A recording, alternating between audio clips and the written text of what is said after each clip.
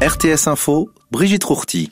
Donald Trump a autorisé hier la directrice des services généraux de l'administration américaine à engager le processus de transition pour le président élu Joe Biden, tout en promettant de poursuivre la bataille juridique pour contester les résultats de l'élection présidentielle du 3 novembre. Je recommande qu'Emily Murphy et son équipe fassent le nécessaire en ce qui concerne les protocoles initiaux et j'ai dit à mon équipe de faire de même, a déclaré Donald Trump sur Twitter.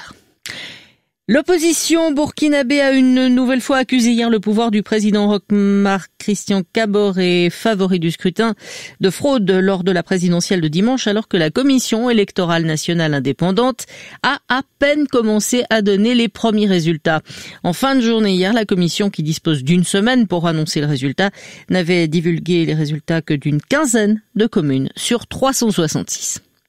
Plusieurs centaines de migrants en errance depuis l'évacuation d'un important camp d'exilés la semaine dernière ont monté hier un nouveau campement dans le centre de Paris que les forces de l'ordre ont démantelé sans ménagement. Hier soir, en moins de 2 minutes, quelques 500 tentes bleues se sont déployées sous la Statue de la République, vite investies par des centaines d'exilés pour l'écrasante majorité originaire d'Afghanistan, et c'est sous les tirs de gaz lacrymogène et de grenades de désencerclement que les migrants et leurs soutiens ont été dispersés par les forces de l'ordre.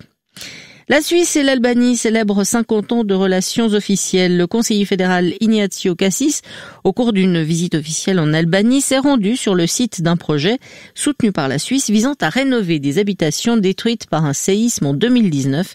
Le début des relations diplomatiques officielles entre la Suisse et l'Albanie remonte à 1970.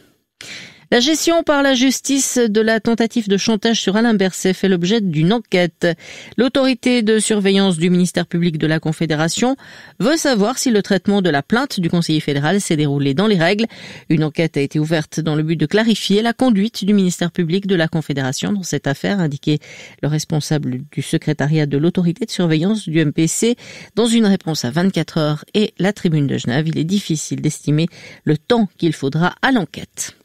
En football, enfin, bientôt la fin de l'ère Joachim Löw sur le banc de la Mannschaft.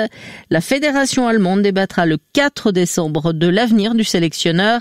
Après la défaite historique récente 6-0 en Espagne, les dirigeants de la fédération laissent au coach en poste depuis plus de 14 ans quelques jours pour préparer une argumentation.